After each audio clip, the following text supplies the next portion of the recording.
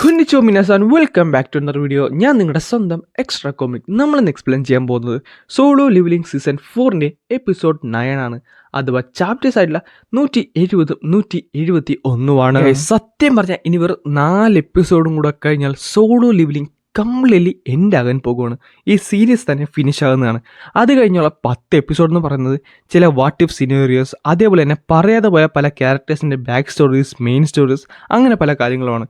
അത് കഴിഞ്ഞുള്ള കുറച്ച് എപ്പിസോഡ് എന്ന് പറയുന്നത് സോളോ ലെവലിംഗ് റാഗ്നറോക്കിന് വേണ്ടിയുള്ള ഒരു ചുവടുവെപ്പ് കൂടിയാണ്. പിന്നെ പറഞ്ഞതുപോലെ നമ്മൾ ഇനി മുതൽ വീഡിയോസ് ഉച്ച ടൈമിലായിരിക്കും റിലീസ് ചെയ്യാൻ പോകുന്നത്. നമുക്ക് വൈകുന്നേരം ഇനി വീഡിയോസ് ഇടാൻ സാധിക്കുന്നില്ല. അതുകൊണ്ട് എല്ലാ ദിവസവും ഉച്ച ടൈമിലായിരിക്കും നമ്മൾ വീഡിയോസൊക്കെ ഇടാൻ പോകുന്നത്. അതുകൊണ്ട് തന്നെ നിങ്ങൾ ആ ടൈമിൽ വന്ന് ചെക്കൗട്ട് ചെയ്യുന്നതായിരിക്കും കുറച്ചുകൂടെ നല്ലത്. എന്തായാലും അധികമൊന്നും പറഞ്ഞ് ഞാൻ ഇനി ബോറടിപ്പിക്കുന്നില്ല. നമുക്ക് നേരെ വീഡിയോയിലേക്ക് കടക്കാം. ചാപ്റ്റർ തുടങ്ങുന്ന നേരത്തെ തന്നെ ഡ്രാഗൺ കിങ് ഒരു അറ്റാക്ക് അങ്ങോട്ട് ചെയ്യുന്നുണ്ട്. അടുത്ത സെക്കൻഡിൽ തന്നെ ജിനുവിന് ആ ഒരു കണക്ഷൻ കട്ടാകുന്നുണ്ട്.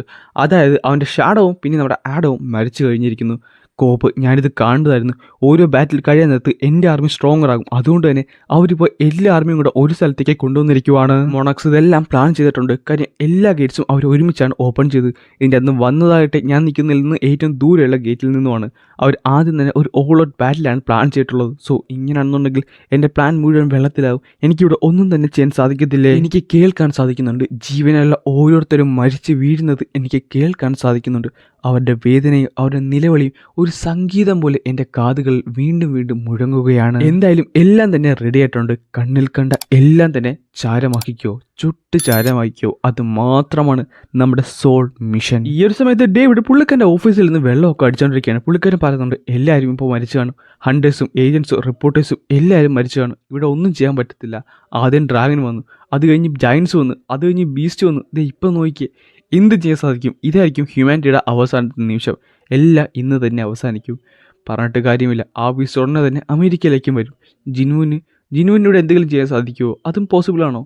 എനിക്ക് തോന്നുന്നു ഈ ലോകം ഇന്ന് അവസാനിക്കുമെന്നാണ്. അതെ, ഇന്ന് ഇതെല്ലാം അവസാനിച്ചിരിക്കും. പെട്ടെന്നായിരുന്നു ജിന്നു അവിടേക്ക് വന്നത്. നമ്മുടെ ഡേവിഡ് ഞെട്ടിപ്പോയി. മിസ്റ്റർ സാങ്, എന്നോട് ക്ഷമിക്കൂ. പെട്ടെന്നായിരുന്നു ഞാൻ അവിടേക്ക് വന്നത്. എനിക്കൊരു ഹെൽപ്പ് വേണം. എനിക്ക് ആ റൂയിൻ സ്റ്റോൺ വേണം. ക്യാമിഷിൻ്റെ റൂയിൻ സ്റ്റോൺ എനിക്ക് വേണം.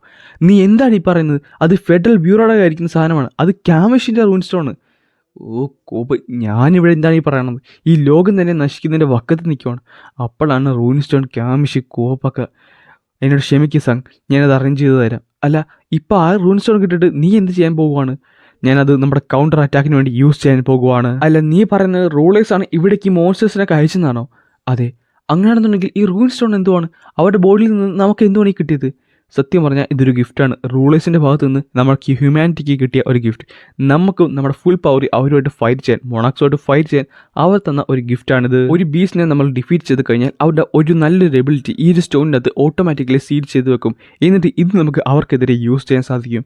സോ ഇതുകൊണ്ട് നിനക്ക് ബീസ്റ്റിനെ ഡിഫീറ്റ് ചെയ്യാൻ പറ്റുമെന്നാണോ? അതെന്തായാലും കണ്ട് തന്നെ മനസ്സിലാക്കണം.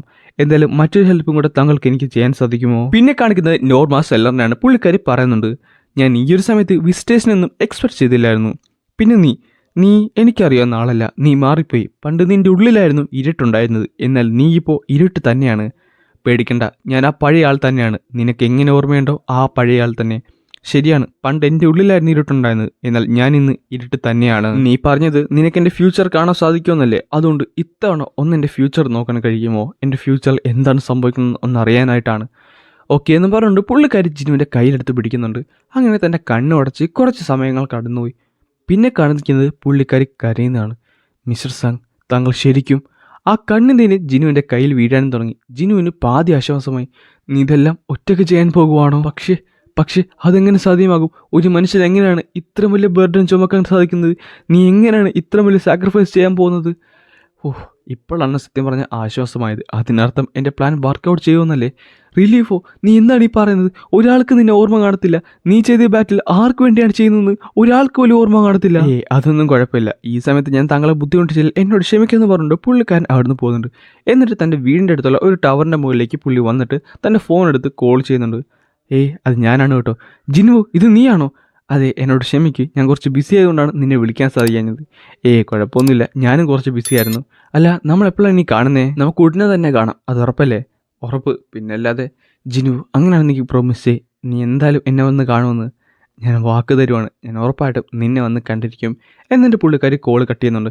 ഈ ഒരു സമയത്ത് ബാക്കിയുള്ള എല്ലാ ഹണ്ടേഴ്സും റെഡി ആയിട്ട് നിൽക്കുവാണ്. അതായത് ഈ ബാറ്റിൽ ഫീൽഡിലേക്ക് പോകാൻ വേണ്ടി എല്ലാ ഹണ്ടേഴ്സും റെഡി ആയിട്ട് നിൽക്കുവാണ്. പിന്നെ കാണിക്കുന്നത് നമ്മുടെ ഡ്രാഗൺ കിങ്ങിനാണ്. പുള്ളിക്കാരൻ തൻ്റെ പവർ യൂസ് ചെയ്ത് ജിൻവു എവിടെയാണ് കണ്ടുപിടിക്കുന്നുണ്ട്. അങ്ങനെ ജിൻവുവിനെ കാണുന്ന പുള്ളി പറയുന്നുണ്ട്, 100 കണക്കിന് അല്ല മില്യൺസ് ആണ് മരിച്ചു കഴിഞ്ഞത്, എന്നിട്ടും നീ ഇപ്പോഴും പാത്തിരിക്കുവാണോ? അപ്പോൾ ജിൻവുവും പറയുന്നുണ്ട്, നീ പേടിക്കണ്ട, എത്രയും പെട്ടെന്ന് തന്നെ ഞാൻ അവിടേക്ക് വന്നിരിക്കും. അവൻ വന്ന ദിവസം മുതൽ സൈലൻ്റ് ആയിട്ടിരിക്കുവാണ്. അവനിപ്പോൾ എന്താണ് ചെയ്യുന്നത്?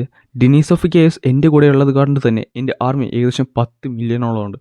അതുകൊണ്ട് തന്നെ അവൻ്റെ ആർമിയായിട്ട് ഡയറക്റ്റ് വന്നിട്ട് ഫൈറ്റ് ചെയ്യുന്നത് കമ്മിറ്റഡ് സൂയിസൈഡാണെന്ന് അവന് നന്നായിട്ട് തന്നെ അറിയാം. എന്നാലും അതുകൊണ്ടായിരിക്കുമോ അവൻ ഭൂമിയുടെ മറ്റു ഭാഗത്തേക്ക് ഓടി ഒളിച്ചത്? ഈ ഒരു സമയത്ത് പെട്ടെന്നായിരുന്നു അവൻ്റെ മുഖത്തേക്ക് ഒരു മിസൈൽ വന്ന് വീഴുന്നത്. എന്നാൽ ഒന്നിന് പുറകെ ഒന്നായി കുറേയധികം മിസൈൽ ഉണ്ടായിരുന്നു. അവിടെ ഒരു വലിയ സ്ഫോടനം പൊട്ടിത്തെറിച്ചു. ബുൾസൈ നമ്മൾ കറക്റ്റ് സ്ഥലത്ത് തന്നെയാണ് കൊണ്ടത്. പക്ഷേ അവനെന്തെങ്കിലും പറ്റിയോ? അത് കറക്റ്റ് ഒന്നും മനസ്സിലാകുന്നില്ല. ആ ഒരു ഇതൊക്കെ പോട്ടെ എന്ന് പറയാൻ നേരത്ത് തന്നെ ഒരു വലിയൊരു സ്ഫോടനം ഉണ്ടാവും.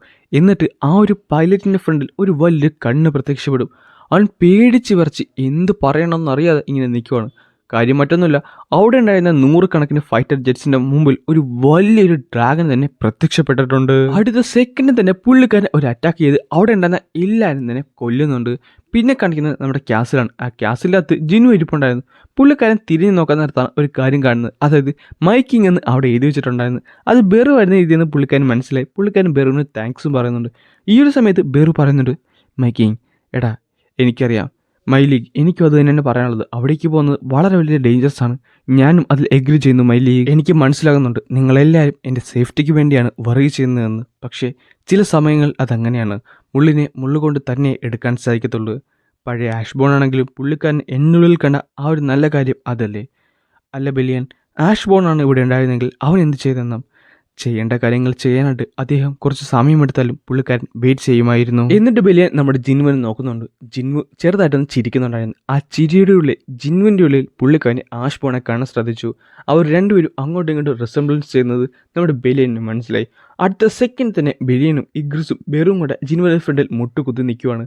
മൈലീഗ്, താങ്കൾ എന്ത് ചെയ്താലും ഞങ്ങൾ താങ്കളുടെ കൂടെ തന്നെയുണ്ട്. അങ്ങനെ അവരവിടെ നിന്ന് എഴുന്നേൽക്കുന്നുണ്ട്. ജിൻവു തന്നെ 3 സ്ട്രോങ്ങസ്റ്റ് ഷാഡോ ആയിട്ട് മുമ്പോട്ട് നടക്കുന്നുണ്ട്. അപ്പോൾ ബെലിയൻ ചോദിക്കുന്നുണ്ട്, മൈലീഗ് താങ്കളുടെ വീട്ടിലേക്കൊന്ന് വിളിക്കാൻ മേലേ?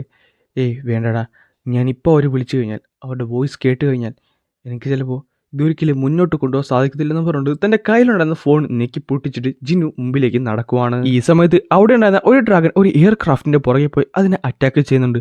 പക്ഷേ അതിൻ്റെ പൈലറ്റ് ജസ്റ്റ് മിസ്സിന് അവിടെ നിന്ന് രക്ഷപ്പെട്ട് പുള്ളിക്കാരൻ പാരച്യൂട്ടിൽ ഒന്ന് താഴ്ത്തേക്ക് കയറുന്നുണ്ട്. എന്നാൽ പാത്തിരിക്കുവാണ്. കാര്യം അവിടെ ബാക്കിയുണ്ടായിരുന്ന മനുഷ്യരെയൊക്കെ കുറേയധികം ഡീമൺസ് കൊന്ന് തിന്നുന്നുണ്ടായിരുന്നു. അങ്ങനെ പുള്ളിക്കാരൻ അവിടെ നിന്ന് നോക്കിക്കൊണ്ടിരുന്നപ്പോഴാണ് തൻ്റെ മുതുകത് ചെറുതായിട്ട് എന്തോ വീഴുന്ന പോലെ തോന്നിയത്. തിരിഞ്ഞ് നോക്കാറുത് ഒരു ഡീമൻ അവനെ കൊല്ലാൻ വേണ്ടി വന്നിട്ടുണ്ടായിരുന്നു. അവനെ അറ്റാക്കും ചെയ്യുന്നുണ്ട്. അവൻ പക്ഷേ ജസ്റ്റ് മിസ്സിന് അത് ഡോഡ്ജ് ചെയ്ത് മാറുകയും ചെയ്യും. എന്നിട്ട് അവിടെ കിടന്നിരുന്ന ഒരു തോക്കെടുത്ത് നിർത്താതെ കുറേ തവണ അതിന് വെടിവെക്കുന്നുണ്ട്. കുറേയധികം വെടികൾ ആ ഒരു മോൺസ്റ്റർ കൊള്ളുന്നുണ്ടെങ്കിലും പ്രത്യേകിച്ച് ഗുണമൊന്നും ഉണ്ടായില്ല. അവസാനം തോക്കിൻ്റെ ഉണ്ട തീർന്നപ്പോൾ അവർ മനസ്സിലായി പ്രത്യേകിച്ച് ഇനി എനിക്കൊന്നും ചെയ്യാൻ സാധിക്കത്തില്ല. അങ്ങനെ മരണം തൊട്ട് മുമ്പിൽ കണ്ടുകൊണ്ട് അവൻ അവിടെ ഒന്നും ചെയ്യാതെ നിൽക്കുവാണ്. തൻ്റെ കണ്ണുകൾ മുറുക്കി അടക്കുന്നുണ്ട്. പക്ഷേ പിന്നെ പുള്ളിക്കാരൻ കണ്ണ് തുറക്കാൻ നേരത്ത് കാണുന്നത് അവനെ കൊല്ലാൻ വന്ന ആ ഒരു മോൺസ്റ്റർ രണ്ടായിട്ട് പിളർന്ന് കിടക്കുന്നതാണ്. കാര്യം മറ്റൊന്നുമില്ല, ജിന്നു അവിടേക്ക് വന്നിരുന്നു. ജിന്നു പറയുന്നുണ്ട് പൊക്കോ. എന്ത്? അടുത്ത സെക്കൻഡ് തന്നെ ജിന്നുവിനെ അറ്റാക്ക് ചെയ്യാൻ വേണ്ടി കുറേയധികം മോൺസ്റ്റേഴ്സ് അവിടേക്ക് വരുന്നുണ്ട്. തൻ്റെ റൂളേഴ്സ് അതോറിറ്റി യൂസ് ചെയ്ത് ജിന്നു ഒറ്റ സ്ട്രെച്ചിന് അവിടെ ഉണ്ടെന്ന എല്ലാവരെയും മുറിച്ചങ്ങോട്ട് കളയും. സോ ഈ ഒരു യുദ്ധത്തിലേക്കുള്ള ആദ്യത്തെ കാലിവെപ്പാണിത്. ഞാൻ എന്തായാലും ഇവിടുന്ന് തന്നെ തുടങ്ങാൻ പോകുവാണ്. റൈസ്. അടുത്ത സെക്കൻഡ് അവിടെ മരിച്ചു വീണ ഓരോ ഡീമൺസും വീണ്ടും പുനർജനിക്കാൻ തുടങ്ങി ജിന്നുവിൻ്റെ ഷാഡോ ആയിട്ട്. ഗൈസ്, ഇനി വെറും തുച്ഛമായ ചാപ്റ്റേഴ്സും കൂടെ ഉള്ളത് സോളോ ലെവലിങ്ങിൻ്റെ ക്ലൈമാക്സിലേക്ക് നമ്മൾ കടക്കാനായിട്ട്. അത് കഴിഞ്ഞാൽ സോളോ ലെവലിങ്ങിൻ്റെ സൈഡ് സ്റ്റോറീസ് ആയിരിക്കും നമ്മൾ എക്സ്പ്ലെയിൻ ചെയ്യാൻ പോകുന്നത്.